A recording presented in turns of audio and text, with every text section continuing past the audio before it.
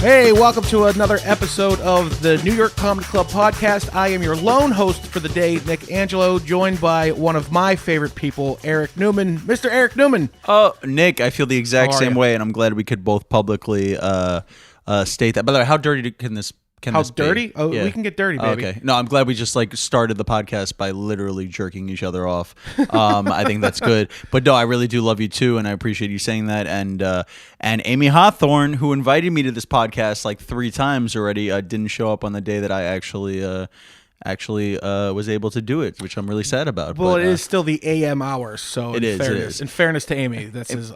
Amy is just leaving 24th Street from last night. Yeah, just closing up the clubs now.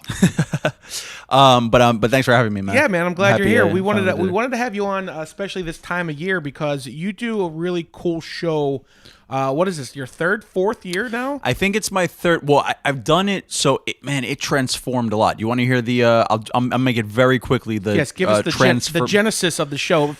The show itself is a Merry Jewish Christmas, and we have it yearly at the New York Comedy Club. But yeah, tell us how that all came to be. Okay, so first I started opening for Modi every year at the comic strip for Christmas Eve. And then they brought me in, so Modi stopped doing it, and he started doing theaters. And then they brought me in. So then Ray Ellen, who I now produce the show with, and a man by the name of D.F. Sweedler, if you are in tune with stand-up comedy sometime in the last 40 years, you may have heard his name, especially if you walk through the comic strip. But they brought me into the show. It was sort of like a 3-way partnership thing, and then Ray and I were like, let's just go do our own thing. So we left, and Emilio had just they hadn't done any Jewish shows. It was just like regular shows on Christmas Eve. And I was like, Emilio, you guys got to do Jewish shows with me or without me. You have to do it. And he's like, well, how about with? Why don't you, whatever. I'm actually making it sound like he poached me from the strip. I was like, I want to go do it, and sort of build something from scratch, because the strip had been doing something forever. So Ray, who who's a comic in the city and who co-produces This Week he's a executive producer of This Week at the Comedy Cellar on Comedy Central. And he's the Ray in Aruba Ray. Aruba Ray and the Aruba Ray. Yeah, exactly. We actually have, not to detour you, but we actually have a pretty strong listening base from fans of cruises. A good buddy of mine does a podcast, and we like to share each other's stories. So anybody who's going to Aruba, check out Aruba Rays. Yeah, little plug, but you're welcome, Ray. Aruba. Okay, go ahead. Yeah, which I've gone, by the way, and it's amazing. So Ray and I started at 20. So we moved from the strip. We started our own thing at 24th Street. Started sort of building it, and now this is the third year we're doing it at New York. The second year we're doing it at the East Village location, which we really like for the show. But they've been fun, man. I mean, we have the lineups are great. Ray and I really put together a killer lineup for the evening. So we have 2 shows, 7 and 9:30, and I hope you guys come out. And it's all Jewish comedians, or just... not all. The theme is Jewish, but we like to throw in a little bit of a mix. I would say it's probably going to be 80-90% Jewish lineup, and maybe they'll be which basically means one comic won't be Jewish on each lineup. Okay. So yeah, but generally Jewish lineups. And the thing is there's just nothing for Jews to do. Now there's actually there used to be nothing for Jews to do. Now there's I wish there was less. But because it seems like now there's just competition everywhere. There's this huge dance that I once went to, when I was looking for these, I was obsessed with this girl, and she was going to it, called the Matzah Ball. It's this huge dance. It's I make it sound dance like I'm old timey. It's like a club, they do it at the Dream Hotel, or that's where they did do it 6-7 years ago when I was stalking this girl. But yeah, it's it's just Jews have nothing to do. We're all off and we have nothing to do. So, that's sort of where this whole thing, formulated. And that's an interesting thing. I remember, because I grew up sheltered in Pittsburgh. Mm-hmm. Everybody I knew celebrated Christmas. Went away to college, and our one roommate was Jewish. And it just didn't I couldn't wrap my brain around like, but so what are you going to do on December 25th? He's like, nothing. Yeah. What do you mean? It's Christmas. He's like, I don't celebrate Christmas. Like, yeah, I know, I understand that, but like, what are you gonna do? He's like, I don't do anything. Like, yeah, but it's Christmas. It's like I know you can't compute. Dude, you know what the thing is? What I've realized is that we literally do the exact same thing that you guys do, minus the Christmas tree. Like, I go to my family's, we eat, we watch TV, we hang out. We tell stories. People get drunk. With your drunk uncle. Get into huge arguments. Get molested. No. Just everything. Right. Nailed it. But no, actually, my uncle did. He nailed it. But nailed this ass. No, I don't. You said we could be dirty. Anyway, so I started off on the jerking off thing so we could progress to molestation. We had a nice little conversation, and here we are. I love how people who are listening to this episode, there's like a group of Jewish grandmothers are going to be listening to the New York Comedy Club podcast. But if they were, not now. Yeah, exactly. They'd like listen to it and be like, "We're going to buy tickets," and then the second they heard the molesting thing, he sounds like a nice young boy. Oh, what a nice Jewish boy. We'll go see him tell you what. But yeah, we do the same shit, really, man. Like it's minus the Christmas tree. It's like pretty much the same. Yeah, you know. Well, do you have? Because I know a lot of people who are like half Jewish, and they celebrate both. And I always just kind of was like, no, that's not fair. You don't get both. Right. You got to pick one. Right. Do you have any problem with that? My only problem with you saying you have to pick one is that they're never gonna pick Hanukkah. Oh, but that's 8 crazy nights. Yeah, I know but think about this, right? Like I was thinking about this the other day. I was in a conversation with my buddy about it. Our most famous Hanukkah song is by Adam Sandler. Not even a real. It's a good point. Not even a musician. Yeah. You know what I'm saying? Like nobody like Mariah Carey-esque. I guess it would be like Barbra Streisand or whoever it would be, but has like come out with like this like rich, amazing classic Hanukkah song. We still have like Dreidel Dreidel. You know what I'm saying? It's like there's nothing. I feel like if I don't. Okay, let's say you're not religious at all. Okay. But you're Christian. Okay. Okay, or Catholic or whatever. I can speak to that. Right? You don't identify with like any like real like religion in the sense of like God, and it's not your thing. Who, me personally? Yeah. I went to Catholic school for 8 years. So that means no. So that's where I went. What's that old Carlin joke? Is like, I was Catholic until I reached the age of reason. Oh, that's hilarious. Yeah. But yeah, so that's where I grew up with Catholicism pounded in my head. So then after you get older, you're like, wait a minute, no, that doesn't make sense. Right. Okay. But yeah, not to get into that, but yes. So yeah, I'm very just like, whatever. It is what it is. But when All I Want for Christmas Is You comes on, like there's no way to not feel connected. Right? To Christmas, to whatever, well, right? I think Christmas is almost just completely disconnected from religion at all. Like the fact that it's Jesus' birthday, which actually isn't true at all, but the fact that it's like a Catholic Christian holiday, I don't think that's what this is anymore. Right. I mean, Black Friday sure as hell isn't a nice. I mean, we're not taking toys out and giving them to the homeless on Black Friday. Right. It's a consumer holiday. So I don't think like so when I hear Christmas music, I don't think religion. I think oh boy, Christmas lights. And, culture, like a cultural thing. But the thing is like our cultural thing, like whether you're religious or not religious at all, like our cultural identity musically in Judaism is the Hanukkah song. I mean there's nothing, and not that I don't love it. I do. I absolutely love it. But I love all 7 of them or whatever, how many different versions he did. But I do think that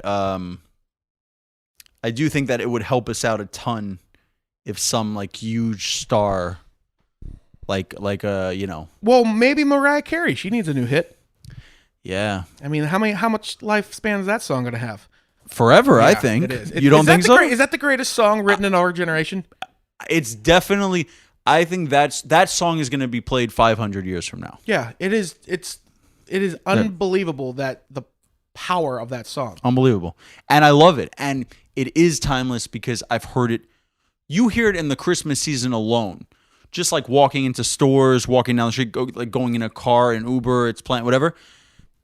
1 billion times. I mean, a billion times, and it never gets old. I used to DJ, okay? Yeah. And we would do this bit where it'd be like July, and all of a sudden on the mic, I'd stop the music, and on the microphone, I would just be like, ladies and gentlemen, that we have 222 more days till Christmas, and play that song in July, and the place would go butt fuck.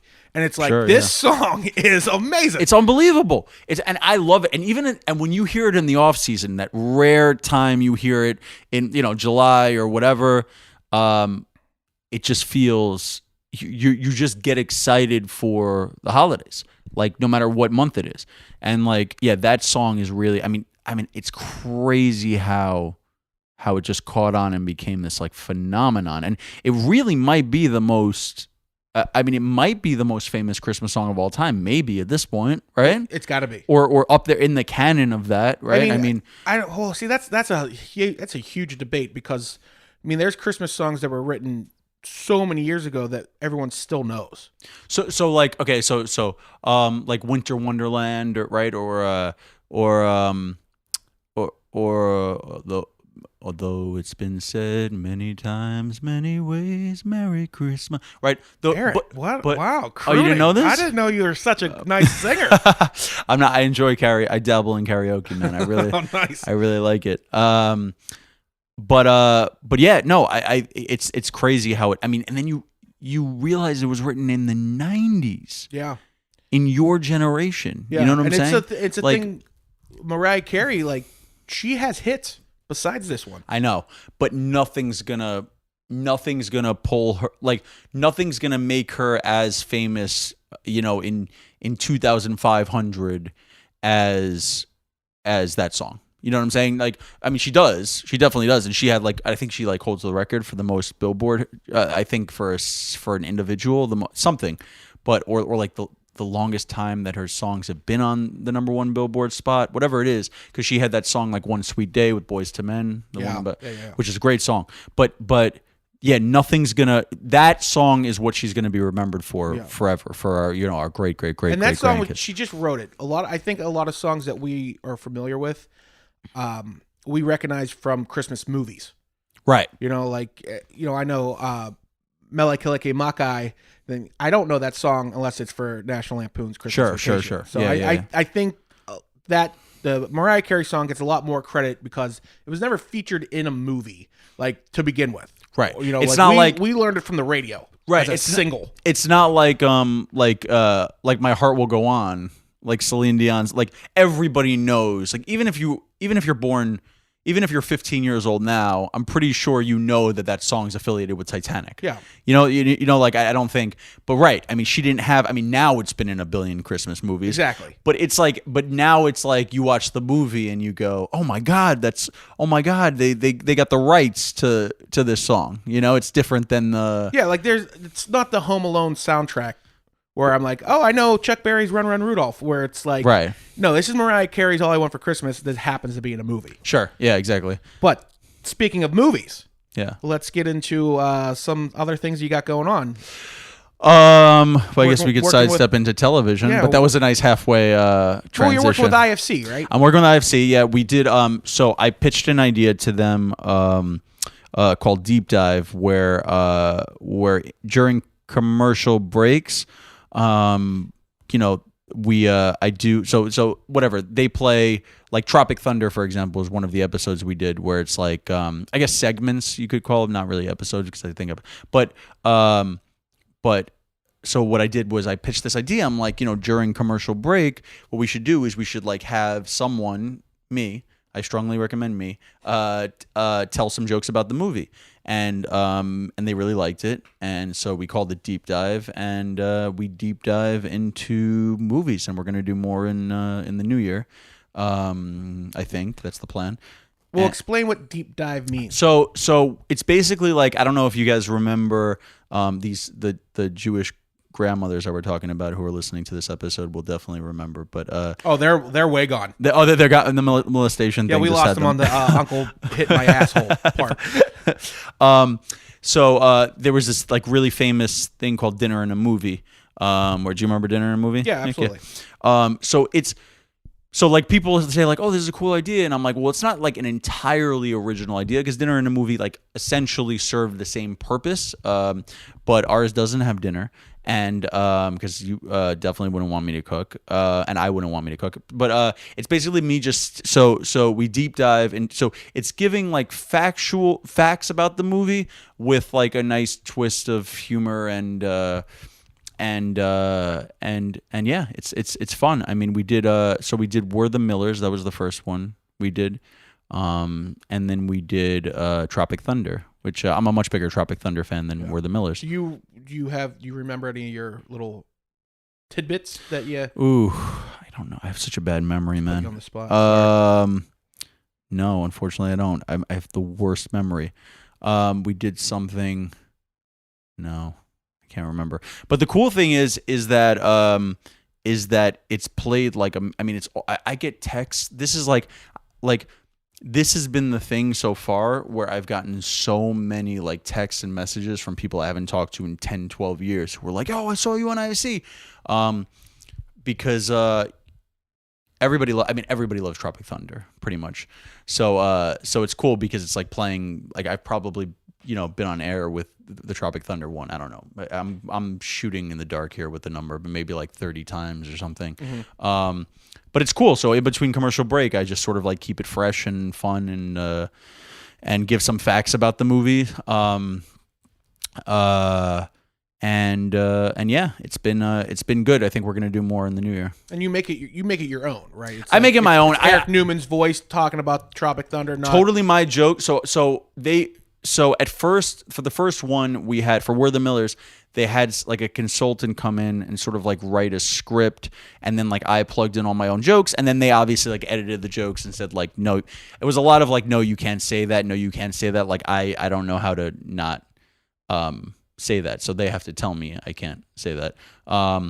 But because I make it like a roast, the whole thing. It's just like roasting every actor's career and whatever. Yeah. And they're like, no, we're not. That's not what we're trying to. We're we would but oh, it was one that got cut.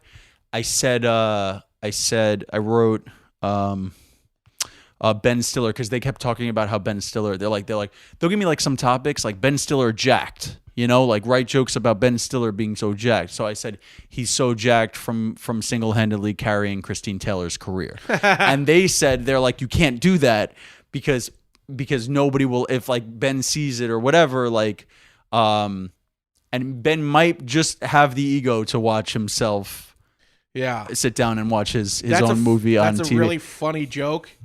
But you're right. That's a roast joke. It's a roast joke. Yeah. So they're like, so you can roast, but it's got to be real light. It can't be like anything that would really dig and hurt. So a lot of it got cut. And then like the blackface thing was really hard because you can't make blackface jokes, obviously. It's crazy how like somehow Tropic Thunder went through and didn't get really affected much by the Robert Downey Jr. Thing. Like, but it was different. They did it. They like hit it at a different angle, right? Because he's like playing a black guy. They made fun of the idea of blackface with the fact that an actor would get surgery, right, to avoid the I'm putting black paint on my face, right? Like that's the joke, right? Like if you get offended, then you just don't get the joke, right? 100%. But I'm still surprised that it was able to get through pretty. Like relatively painlessly. Yeah. Painlessly? Does that? I don't know.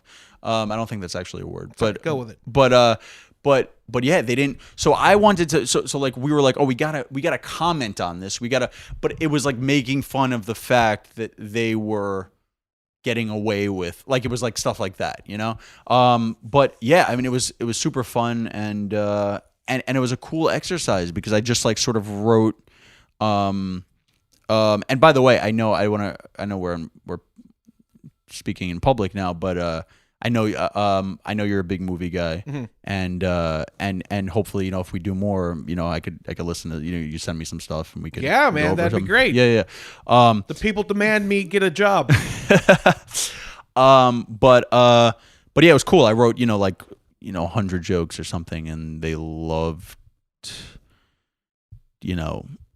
They liked 30 and loved 15, and Yeah. 15 were, 15, 20 were the ones that aired. But and they edited and whatever. But yeah, I mean it's super fun, and I love, like you, I'm like super passionate about movies. So so it was cool just to like write on what I love. That's the thing. It's like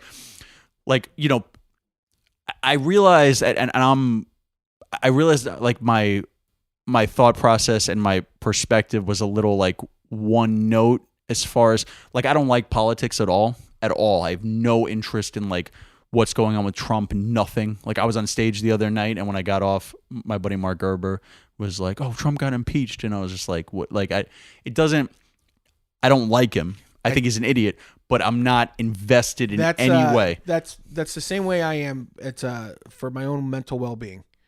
I said this the other day. I'm like, and I don't want to. We'll get out of this real quick. But I said, I never thought being ignorant and in the dark was a good look.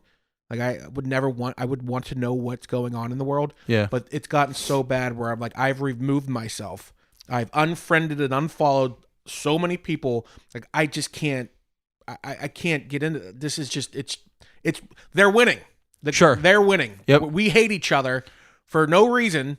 They're winning, and it's like, I'm just gonna stand in the back. Right. But anyways, yes. So you're not a politics guy. You're a movies guy. Not at all. I'm not a politics guy at all. And before I was just like, oh, because listen, I've some of my favorite comics will touch on it, and they'll do it in like such a brilliant way, and I'll appreciate it for that, because I'm like, wow, that's a really interesting perspective. And Ted Alexandro, who's one of my all-time favorite comics, he's the best. He's unbelievable. He's very extremely. He's the opposite. He's extremely invested in what's going on, and even though I'm not, I'm invested in what he has to say. So it's interesting to me anyway. It's sort of in that regard. But yeah. So like yeah, I mean, like, I love movies, so it's like so easy to write on. And maybe that's the thing. Maybe I can't write on politics because it's like I'm not interested. It's like kind of like, you got to know. You got to know what you're talking about. Right. I do a lot of sports humor, and if you don't know anything about sports, how are you going to write jokes? Sure. I mean, you just can't. Do the Bucks have the #1 record in the NBA now? Oh, I don't know. Oh, you're not an NBA guy. Not an NBA guy. You're NFL. I'm from Pittsburgh. Yeah, you're NFL. I can't get in. I can't get into the NBA. Sure. But yeah, I think they do. I know they're doing. I know they're putting up crazy points. Well, I think the Lakers and Bucks played last night, and maybe it was. I think it was the game for whoever won now has the best record in the NBA, and I think the Bucks won. So I think it's like LeBron. I mean, Lakers are killing it. But anyway, yeah. So well, you're a fan? Are you a fan of the movies, or have you tried to be an actor? Have you tried to be a screenplay writer? I gotta tell you, dude. So I'm writing. I mean, so my two things, my main things are stand-up is #1 priority. But closely behind and second right now is like writing, because I wrote 3 pilots this year. I wrote a spec. I'm working on something else, and I'm like sort of building. But it's interesting, Nick, because it's like what I've realized about this industry, and maybe just as like in life in general, is like what you're known for is where people categorize you. And it's like, just because you write jokes, people don't necessarily see you as a writer. So I'm trying to get more invested in that world a little bit, because stand-up, I started here in 2008, and I've like worked up the ranks. It's been sort of like a slow climb to sort of, and now like I work most of the clubs in the city. I work what I consider the best clubs in the city. Yeah. Some people, I work most of them. There's a couple I don't, that people regard highly, but yeah, I mean, like New York and the Cellar, the Strip, Caroline's, I don't work Gotham. I don't work the Stand, but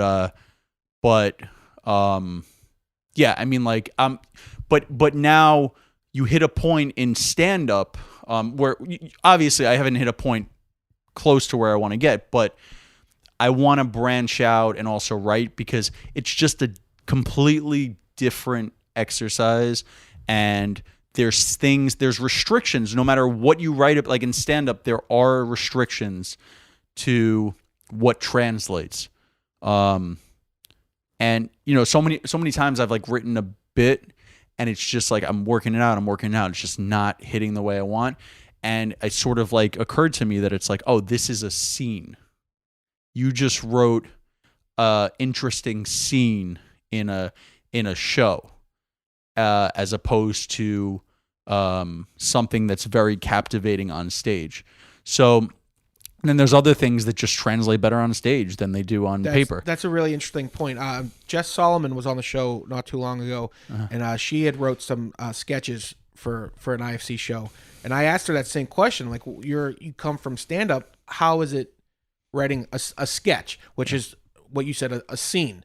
And like, it's so much different. It's so different. And then that's a thing. A lot of stand-up comedians, especially young ones, they get up on stage and they have this idea that they see in their head, but they can't paint the picture on stage. And you're like, that's not funny. It's not funny. Cut the fat. Where's the joke? Right. And then it's like, if you put that as a sketch, it would be funny. It's hilarious, but you need the visual of it. Exactly. And some things are just better visually. I'm telling you, man, I have like almost every bit of mine that has never really made it like regularly into the act is often stuff like that, where it's like everybody goes, oh my God, that's so funny. Because I'm telling them it, or like they're reading it and they're like, oh, that's such a funny thing to happen or whatever. I used to do this joke about how my mom like is always on, like when I'm flying anywhere, she follows me on Flight Tracker. And I used to do this whole scene, and everybody like I told it to, everybody who I told like what my mom does is always like this most hilarious thing. On stage, it's like it was getting chuckles, but like I never got that boom, like what I really need as a stand-up. And it's just one of those things where it's like it's not that it's not good enough to be used. It's just not good enough to be used on stage. And so maybe there's another home for it, and maybe I just haven't found it yet. And I'm like, you hear this all the time where like people are like, they'll talk about people. They'll be like, oh, he's a great podcaster, but he's not a great stand-up, or he's great at, great on YouTube, but not a great stand-up, or vice versa, whatever. Like I suck on social media. I don't know how to, like, some people are amazing at cultivating this like huge, like social media following or whatever. And I just sort of like want to tell jokes. I don't really want to. But you have to put into it. Like if you want to be like this, like huge social media guy, you have to work at social media all day, every day, the way, I work at stand-up, or the way somebody else works at something else. So yeah, but anyway, back to the original point.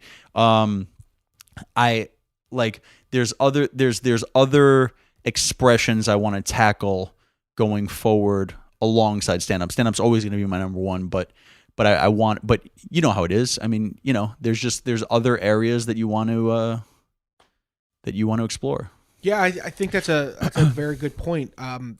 Stand-up is one of those things that's always nice to have in your back pocket, no matter where you go with it. Yeah. Being funny is being funny. Sure. Like you said, some people just aren't good at stand-up. Right. There's a lot of brilliant joke writers, but when they get on stage, their delivery is horseshit. Can't connect. Yeah, like you're just so unlikable. Yep. Like your joke is really funny, but you're so unlikable. People that don't know how to write for their own voice. Hey man, that joke would be hilarious out of somebody else. Yeah, exactly. Like that'd be like me going up on stage and talking about how how it sucks being such the hot guy at the gym and all the girls are looking. It's like people they're not, with no irony at all. Like you 100% believe it. They can see me. That's not happening. Right. But that's the cool thing though. And now you've been involved. I mean, I just found out the other day that you've been involved way longer than I thought you were. I didn't even realize that you were around during my strip days with with Emilio and Scott. But you know it, like people know. There's no faking, because once you get out there, you're totally, you know what I'm saying? Like you're totally vulnerable and everybody can see it. And I think that's what makes stand-up awesome. 100%. Because it cuts the bullshit out. Mm-hmm. Like you can be really good on social media. You can be really good on YouTube, and you can be a great writer. But when you get on stage and it's you and the mic in front of the audience, that's it. That's it. You can't, there's nowhere to hide. You know what I was thinking about? So I did I do all these like private Jewish gigs and corporate gigs and whatever. And thank God I'm getting more and more of them because that's where a lot of the money comes. As somebody who works at a comedy clubs aren't really where, stand-ups make, unless, they could do one-nighters and stuff where they keep the door. But generally speaking, your club spots are not where you make your money or like, God forbid you're a comic where it is where you make your money. I feel like this is a great time for me to plug comicaccess.com. If you're looking to book a comic for your private event or party, comicaccess.com. Okay, go ahead. Yeah, I actually went on that site recently. You're on there. Just because I like seeing my picture on different places. I'm a psycho. But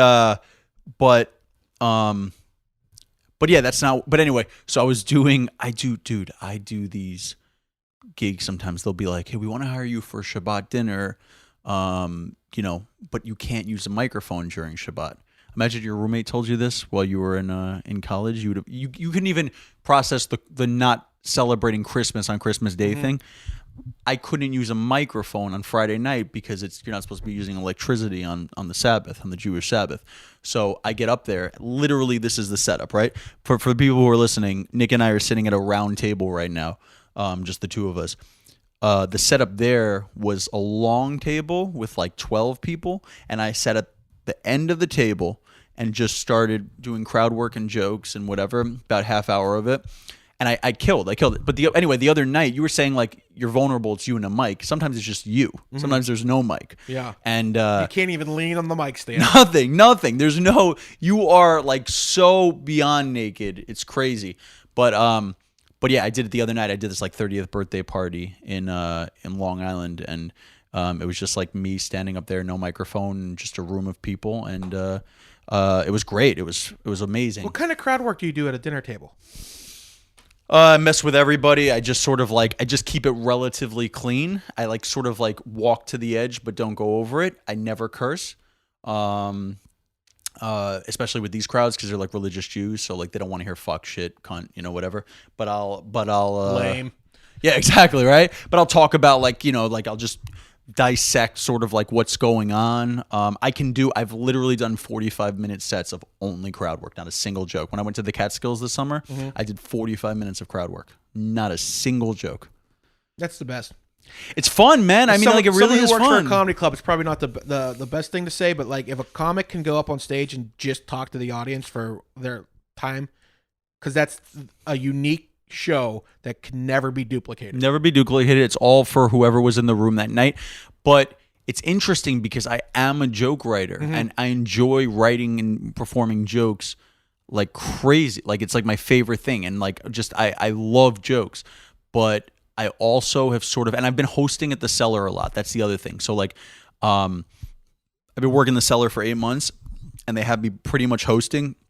She gave me like 1 or 2 spots in the beginning just to see that I'm like capable, and then she was like, okay, yeah, you host, because they have so many shows, they need hosts, and I get up there and like basically, so a lot of time at the Cellar, like because there's so many shows and they take your cell phones, they put them in the pouch, right? Did you know about this whole thing? Kind of. Yeah. So they take everybody's cell phones, they put them in a pouch, they turn them off, put them in a pouch, and it takes longer for people to get set because it's just like a line of people waiting to put their cell phones in the thing and whatever.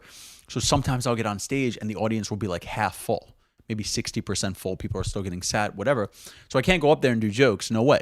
So it's like because like the room's distracted and whatever. So I'll do crowd work, and then within like 3 or 4 minutes, everybody's sort of on board, and now it's really good. But yeah, it's really it's like. I've certainly with crowd work I've gotten a lot better at it as I get older, but now I like really feel like I know how to do it very well and effectively, and headlining helps with that a lot too because you're doing like an hour, and I always feel like I don't know, I know I'm going off on a crazy tangent, that's sort of just the way my mind works, so I'm sorry, but you know how like when someone you ever hear that thing where they'll be like, he's funny for 5 minutes? Yes. Like if it's somebody like maybe like a certain style, like a real distinctive, like either really, really low energy, slow delivery, or like someone who's like I don't know an example, but they'll be like, oh, it's really funny for 5 minutes, but I can't watch an hour of that. Exactly. Yes. You I'm sure people come to mind. I'm not going to say them out loud, but sure. yeah, for sure. So I think the reason that is because the audience eventually catches on pretty quickly to like what your style is and what you're doing. And even if every one of your jokes are misdirects that the audience doesn't see coming, they see that it's going to be a misdirect. Mm-hmm. So they're on to that. So even if the actual twist surprises them, there's no surprise anymore about what you're doing. You're like a magician who's been exposed. Like, this is my one trick and blah, blah, blah, blah, blah. So I'm like a setup punchline guy. And now I'm like venturing into longer stories or whatever. But I'm not like one-liners, but I'm a setup punchline guy. And what I've noticed helps me on the road, if like I'm doing an hour, which now like the last year or two I'm headlining a lot more, is I'll kind of go a little bit in and out of crowd work sometimes because it keeps it fresh. Yeah. It's not just the da-dun da-dun boom boom boom da-dun da-dun boom. It's oh, you're not going to see this coming. You're not going to. So it helps me a lot. And like some like Attell's like that. I feel like Attell is like a master of crowd work. He's an amazing, but he like yeah, you just don't know exactly what you're going to get. And I think that's a cool thing about stand-up. I think the audience, I think stylistically the audience could see it coming. Do you see what I'm saying? No, it makes perfect sense. Yeah. I mean, if you like a song, you don't want to listen to it on repeat for an hour. Sure. You know, after a while, you need a little something to break up the monotony. So yeah, so if you're telling jokes, and then all of a sudden you stop and you start engaging, and then the crowd feels they're in the show. Then you go back to some jokes. It resets. It pushes the reset button, which is cool. And some people, by the way, would disagree with me, and I'm open to hearing those arguments. But I've found for me personally, and I think it's comedy, especially because you're so vulnerable all the time, is really a classic example of like whatever works for you, do.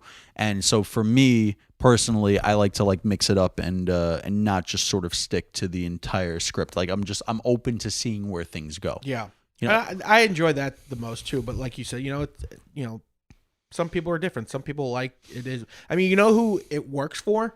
Jeselnik. Oh, for sure. He's this. It's pretty much the same thing for an hour, and I'm just a big fan of his. So it's like I'm into it. Yeah, it's great. I mean, he's great, and he's an amazing joke writer, and yeah, it works for him. Unless you're as good as Jeselnik at writing jokes, which spoiler alert, you're not. Don't do it's okay to add a little bit of flair in the middle of it. Yeah. But yeah, so that's just, I don't know how we got here at all, but I don't either, but I love it. But what else you got going on? We gotta wrap up. But what else? Where can we see you? Where can we find you? I shot for Eliza Schlesinger's Netflix show. She has a sketch show coming out. I believe they haven't given me a date yet, but it's sometime in late March or early April 2020. I shot for it. It's a really, really funny. I was told it's a really funny sketch. It was fun while I was shooting it, but you never really know, right? Yeah. How it's going to turn out. You're like, I hope this turns out really good.